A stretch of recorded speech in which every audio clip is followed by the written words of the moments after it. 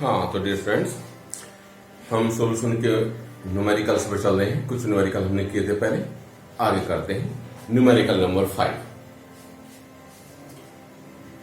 कुछ बातें अगर रिमाइंड कर ले तो मेरे ख्याल से बेहतर होगा। Normality is equal to, formula क्या है नॉर्मलिटी का?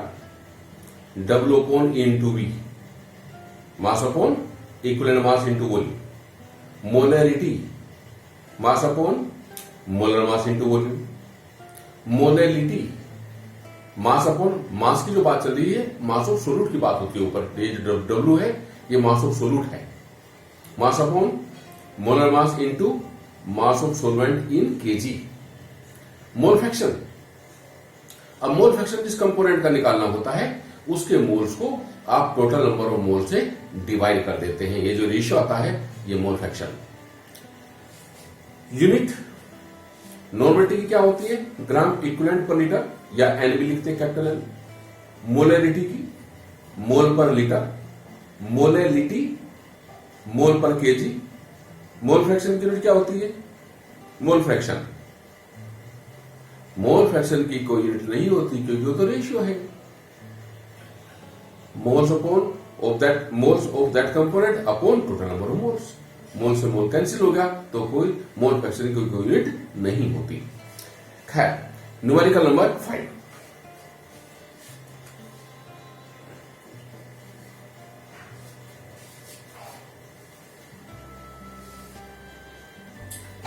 Calculate the mass of H2O4। Calculate the mass of H2SO4 dissolved in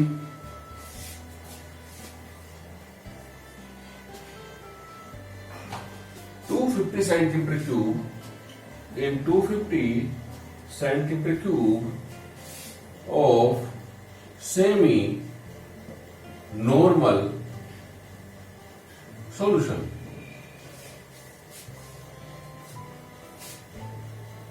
clear है? अब देखिए क्या क्या दिया हुआ है। कैलकुलेट द मास, आपको W निकालना है। W is equal to question mark dissolved in 250। Volume दे दिया है, volume 250 centimetre cube means 0.25 litre. Clear है? सेमी नॉर्मल, सेमी मीन्स मैंने क्या बोला था, 1/2। नॉर्मलिटी आपको 1/2 गिवन है।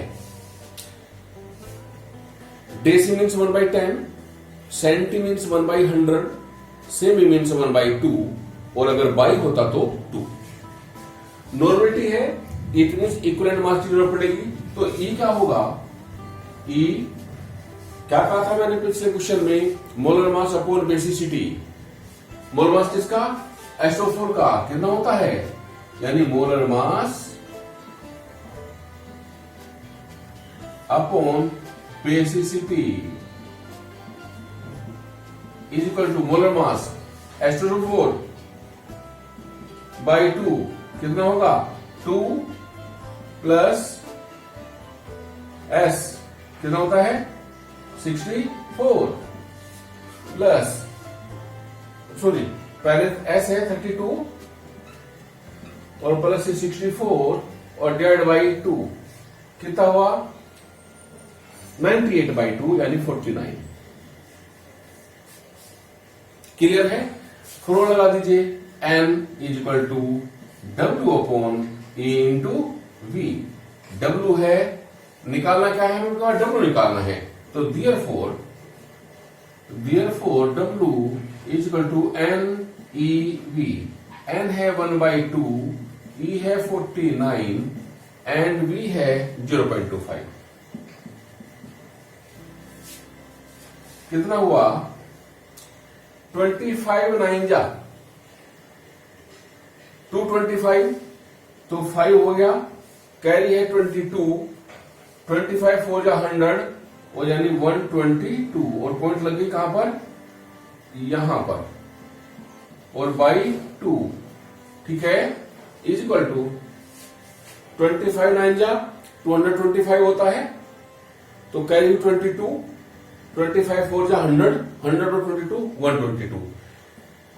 यहां पॉइंट लग गई तो ये हुआ 6.125 ग्राम। क्लियर? इसके बाद नेक्स्ट न्यूमेरिकल करेंगे।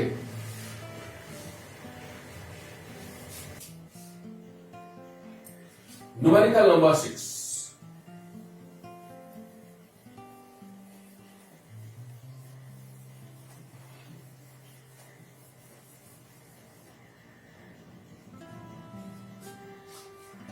Numerical number 6, find the molarity and molality of 15% solution, 15% solution of H2SO4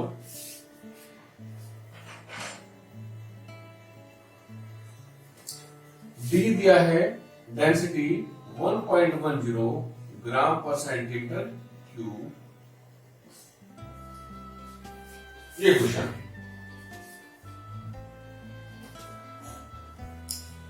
clear है? अब देखो 15%, ध्यान दीजिए, 15% solution of H2SO4 means, इसका मतलब हुआ कि 15 gram of H2O4 100 gram water में सोल्यूशन में डिसॉल्व है। 15% सोल्यूशन ऑफ H2O4 मींस क्या हुआ? Mass of solute, mass of solute is equal to कितना है? 15 gram and mass of solution ये कितना है? 100 ग्राम। Therefore, mass of solvent is equal to कितना हुआ? 100 minus 15 is equal to 85 ग्राम। इतनी बात क्लियर है? 15% H2O4 सोल्यूशन का मतलब होता है कि 15 ग्राम H2O4 को 100 ग्राम सोल्यूशन में डिसॉल्व कर दिया गया है।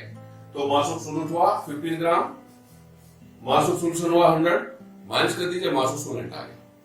अब देखो मास of solute and mass of solvent हमारे पास है, तो हम क्या करें? हम मोलैलिटी आराम से निकाल सकते हैं। क्या? मोलैलिटी। देयरफॉर मोलैलिटी यानी स्मॉल m इक्वल क्या होता है? W upon molar mass into mass of solvent in KG. W कितना है? 15, मोलर मास होता है 98 SO4 का, और मास ऑफ सोलवेंट कितना है? 85। तो क्या है? ग्राम है, किलोग्राम में चेंज करोगे तो 10 टू -3। क्लियर है? ऊपर ले पावर को, तो 15 क्या होगा? 1000 हो जाएगा अपॉन 98 इंटू 85।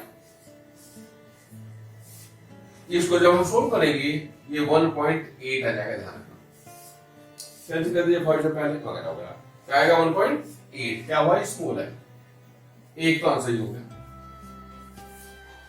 अभी हमें मोलैरिटी भी निकालनी है। मोलैरिटी के लिए हमें क्या चाहिए? वॉल्यूम। क्या चाहिए? वॉल्यूम। हम जानते हैं क्या? m इज इक्वल टू क्या होता है? v into D. Mass is equal to volume into density. Mass is equal to volume into density. हमें क्या निकालना है? हमें वॉल्यूम निकालना है, तो m sorry v equal to क्या होगा? m upon d। m यानी mass of solution upon density of solution. Mass of solution ये रहा हमारे पास 100 अपॉन डेंसिटी दे रखी है हमें 1.10। क्लियर है? कितना हुआ? 1000 के आगे जीरो हटा दीजिए, 2 जीरो लगे ऊपर, अपॉन 110। ये जो जीरो कैंसिल हो गई, कितना आएगा? 11 9 जा 99, 90 हो गया। 90 में कैरी नहीं चलेगी तो 9, 11 9 जा 99, उसके बाद 1 तो 10 हुआ। 10 में 11 की नहीं चलती है तो क्या हुआ, 0 लग गई। इसके बाद 11 पे 9 यानी आ जाएगा। ये वॉल्यूम आ गया। क्या है ये वॉल्यूम? mLn सेंटीमीटर क्यूब आया। हमें क्या निकालना है? Molarity. m is equal to क्या होता है? वैल्यू पुट कर दीजिए। मास कितना है? 15 अपॉन मोलर मास 98 इंटू वॉल्यूम, ये रहा 90.9 और इंटू 10⁻³ कर देंगे। क्यों? क्योंकि वॉल्यूम तो लीटर में होता है। Mass of solute 15 upon molar मास 98 होता है H2O का। वॉल्यूम ऑफ सॉल्यूशन 90.9 इंटू 10⁻³ हमने इसलिए करा क्योंकि इसको लीटर में चेंज करना है। इसको सोल्व कर दीजिए। कितना होगा? 15 क्या गए? एक तो ये 0, 3 ये 0, 3 और एक 4 0 लग गई। और नीचे क्या है? 98 इंटू 909। इसको जब हम सोल्व करेंगे ये आएगा 1.68 क्या? Capital M answer. यानी आपने मोलैरिटी और मोलैरिटी दोनों को कैलकुलेट कर दिया है। क्लियर है? एक न्यूमेरिकल और next numerical number 7।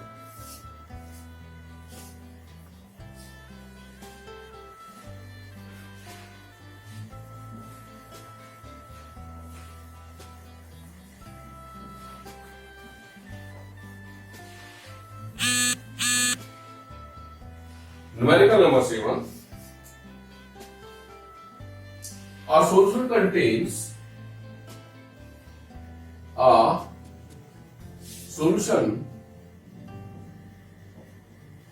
contains 25% water,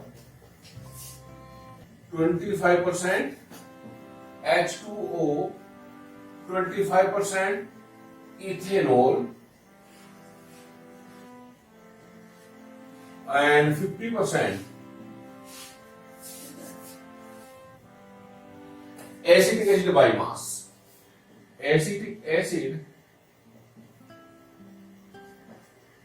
by mass.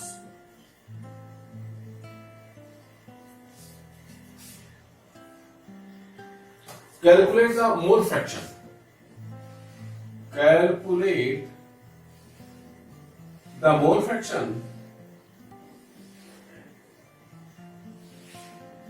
of each component.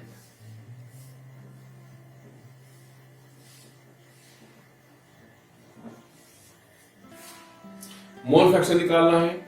मैंने आपको बताया था मोल फ्रैक्शन के लिए जिस कंपोनेंट का आपने मोल निकाला उसके मोल्स को आप टोटल नंबर ऑफ मोल से डिवाइड कर देंगे। क्लियर है? देखिए सॉल्यूशन पहले क्या है? मोल निकाल लीजिए सबके, यानी मोल्स ऑफ H2O इनको आप N1 मान लीजिए। तो मास यानी 25 अपॉन 18, ठीक है। अभी निकालते हैं इसको। इसी तरह से मोल्स ऑफ इथेनॉल यानी इथेनॉल मींस C2H5OH, इसको आप N2 मान लीजिए। ये कितना होगा? 25 अपॉन इथेनॉल का मोल मास कितना होगा? 12 to 24 plus 5 plus 16 plus 1 29 30 46। इसके बाद मोल्स ऑफ एसिटिक एसिड यानी CH3COOH, इसको आप N3 मान लीजिए। ये कितना होगा? 50 अपॉन मोलर मास कितना होगा इसका? 12 प्लस 3 प्लस 12 प्लस 32 हो जाएगा दोनों O का, और प्लस 1 12 3 15 15 16 16 यानी 60 आ जाएगा टोटल। क्लियर? ये आएगा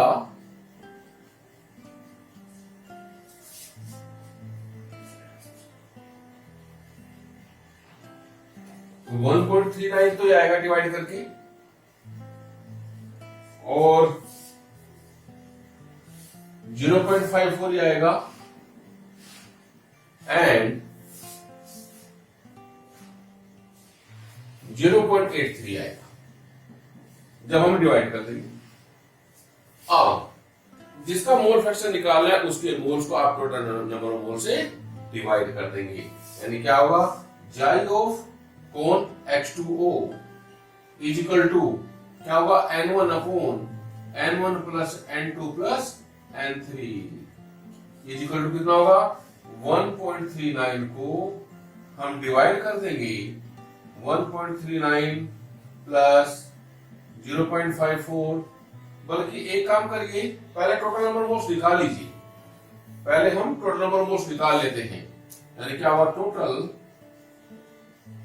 नंबर ऑफ मोल्स कितना होगा, 1.39 plus 0.54 plus 0.83 is equal to कितना होगा, 9 और 13, 33, 16, 1, 9, 9, 5, 14, 14 और 3, 17, क्लियर है। अब निकाल दीजिए, जाई of H2O is equal to क्या होगा, 1.39 upon 2.76 is equal to, similarly जाई of C2 H5OH is equal to 0.54 upon 2.76 is equal to, and xi of CH3 COOH is equal to 0.83 upon 2.76। इसको हम डिवाइड करेंगे, कौन सा पॉइंट कैंसिल हो जाएगी, तो आएगा 0.H2O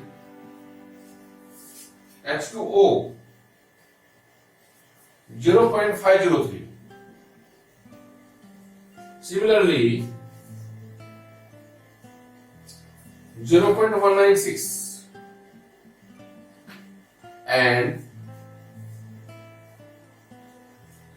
0.301।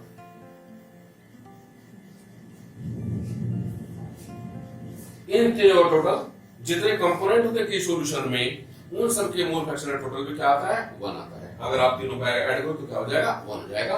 ये क्या है, मोल फ्रैक्शन।